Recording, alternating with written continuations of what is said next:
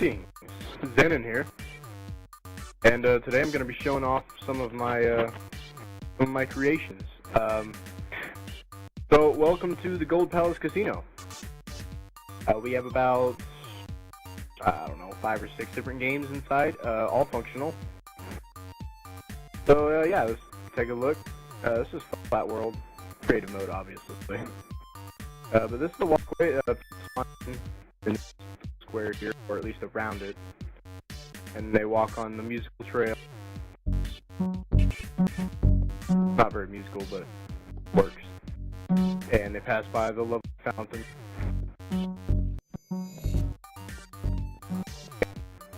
Okay.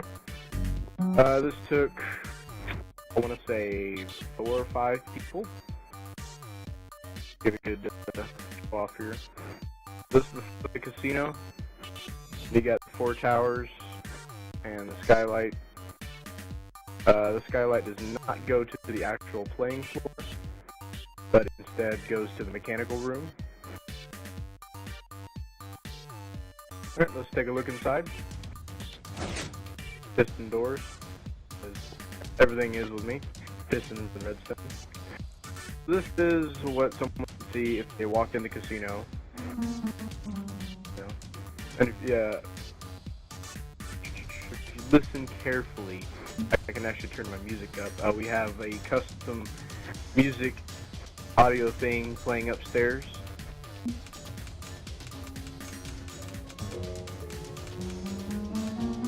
Or it could be sound, not music.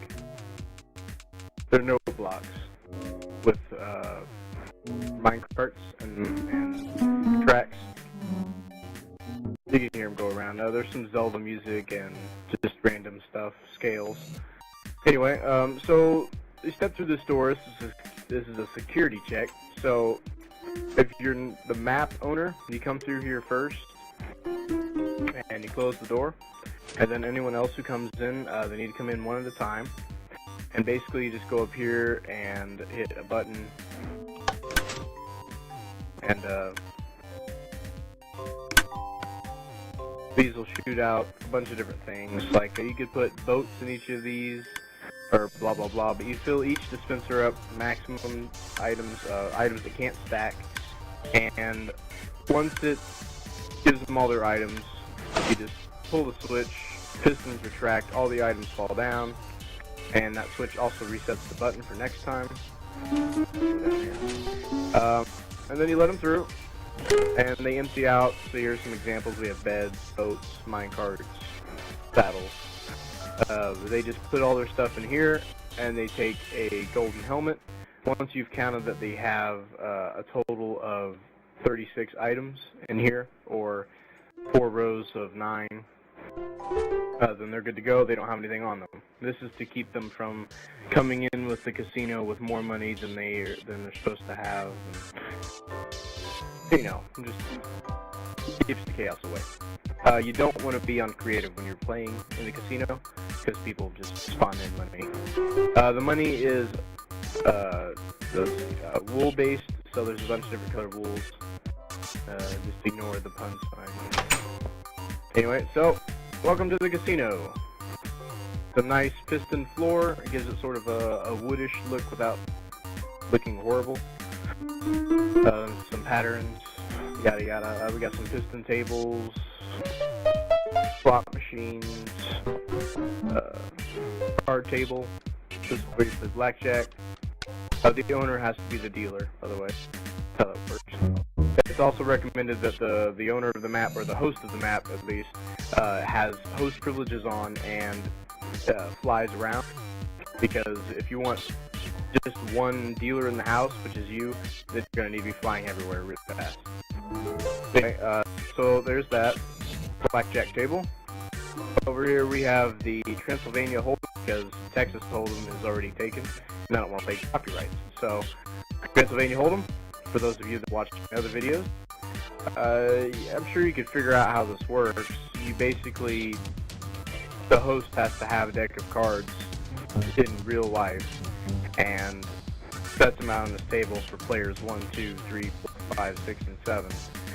And then he sends them a personal message via Xbox or text or however he does it, telling them their cards, and play with either 5-card draw, 5-card double draw, yada yada yada yada. Over here is the bar. They have a club soda, screwdriver, whiskey, and house brew. It's not really important, but club soda is just for what we use.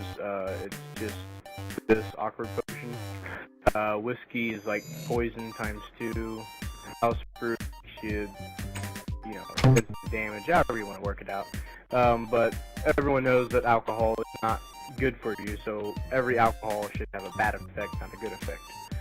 But, you can make that however you want. Anyway, next we have roulette. So, the color, if you have people lined up here, 1, 2, 3, 4, and 5. They're the same on the other side. I'll show you on the inside later. But you have people lined up here, and they're going to place their money in here like so. And they're going to say, I bet that much money on red 27.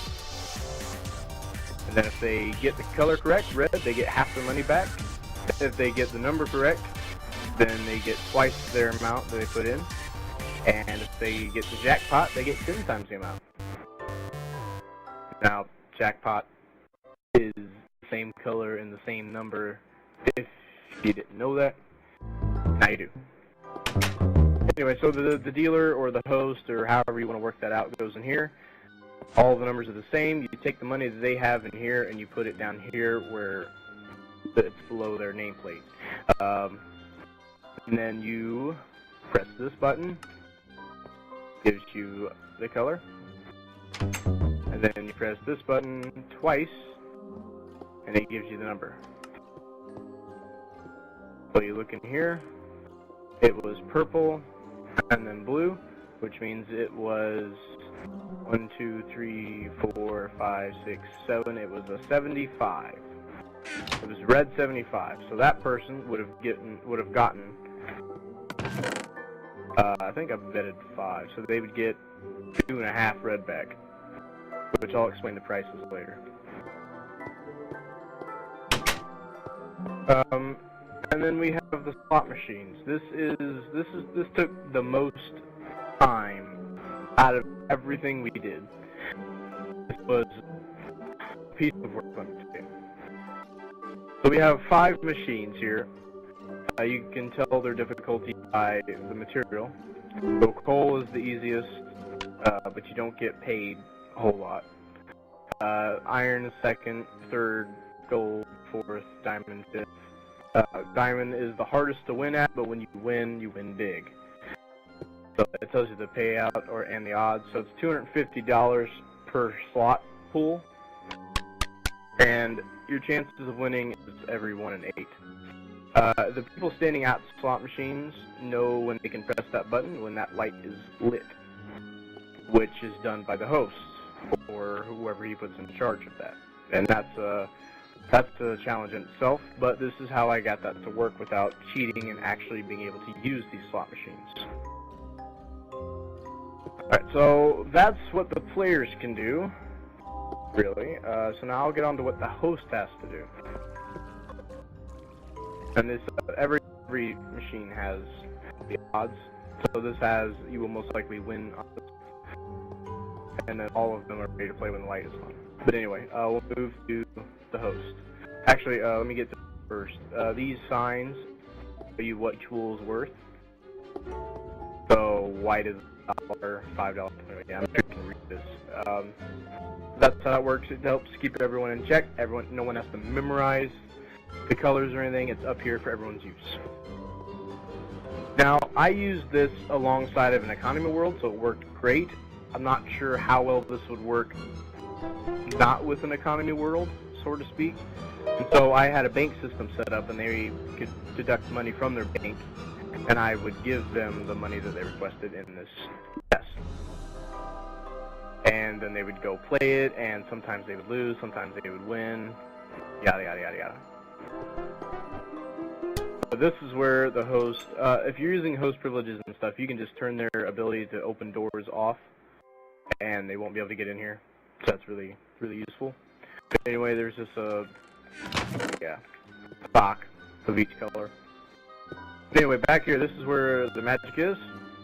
So the host, when the players ask if they can purchase a spin, so to speak, on the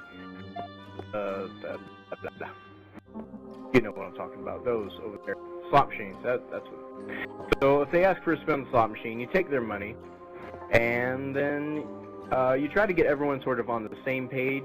So you say, does anyone want to go on the slot machines? This person does, and then you see how many other people want to join. Once you've gotten all of them going, so to speak, then you just press the button on whichever ones they have lined up for. And then once we press those buttons, the lights appear on their machine, like so. You get 5 shots. It does malfunction, but 1 in every 50 shots. So, it works pretty well. Anyway, so these dead bushes here are bogus. They're crap. They're wonk. So, if they get that, you get nothing for these bushes. However, if you turn 100 of them in, you get a whiskey at the bar. The tree circling. Alright, so this doesn't have a light, so no matter how many times I press this, it will not work. This does have a light. Press it. 5 shots. No matter how many times I press it afterwards, it does not do anything and will not mess the machine up. So that's really for the button happy pressing people. Anyway. So I have this here, I have 3 blocks, and it takes 25 blocks of the same kind to get to the prize room. Now, how the prize room works is you go inside of here. The host, of course, meets you in here first. Then he stands behind the counter. And the person walks up and he puts in, let's say, 25 lapis lazuli blocks. So he had won 25 times at that machine. So the host presses the lapis button. You heard some pistons move, hopefully. If you didn't, they did. And I'll explain the mechanics of that, or at least let you look at it later. That's how that works. Oh yeah, this right here controls the door, which doesn't allow anyone else to come in. You definitely want that down, because how the prize works is they come down from the ceiling. Alright, so after the door is shut and you've pressed your button, you open this up here, which opens track, or a hit, or however you want to call it, like that. And prizes will rain down. So after you have all of that set up, press this button, and the prize money falls. It's random. There is some good, some crap in each of these pistons. However, the more the expensive machine is, the more expensive stuff is in it. It's 25 diamond is hard to get, but when you get it, it's like $15,000. So then you just collect all your stuff, and you got money, and you say yay, and then the guy will unlock it, and you go on your way. Simple as that. Now, that seems simple. The machine was not, as is everything in life. So yeah, this is how that works. How their simple life works pressing buttons. This is the machine. That's what's making the noise, by the way. It's a track going around with some note blocks and stuff. There is excess material up here if you need it, signs and yada yada. Which signs now stacked, but yep. So these are the machines for the prize room. You know, this was not really difficult to find how to make it work. It was difficult to make it in this small, tiny little space. But yeah, that's how that works. It's pretty difficult to remake. I won't be remaking in a video anytime soon. These babies I came up with all on my own, my design, and I'm willing to share it with you actually. If I can get this video to have 25 likes, I will make this map available for download. So I'm not asking for subscribers, just likes. Just take your time, like 5 seconds out of your life. You can scroll down, hit the like button, and you can have this casino. Anyway, so how this works is the button that they press is right there. They press it and it sends a signal. I'm sure you know how the red works, but it goes and goes and goes. And stuff happens. Don't really want to explain it because you could steal it, but you know, that's fine. Anyway, so that's how that works. So I have 5 of these machines that are all this big. It's confusing unless you know what you're doing. Took me a while to figure it out. When the button is pressed, this polarity switches like that, and this button enables it to act. Anyway, this isn't a redstone how-to, so I'll continue on. So that's what's up here in the, I don't know what you want to call it, mechanism room. Seems to fit pretty well. Now outside, the lights are supposed to flash, but every time you shut down your server and restart it, it glitches like so. So you can restart that if you want. You don't mess with it.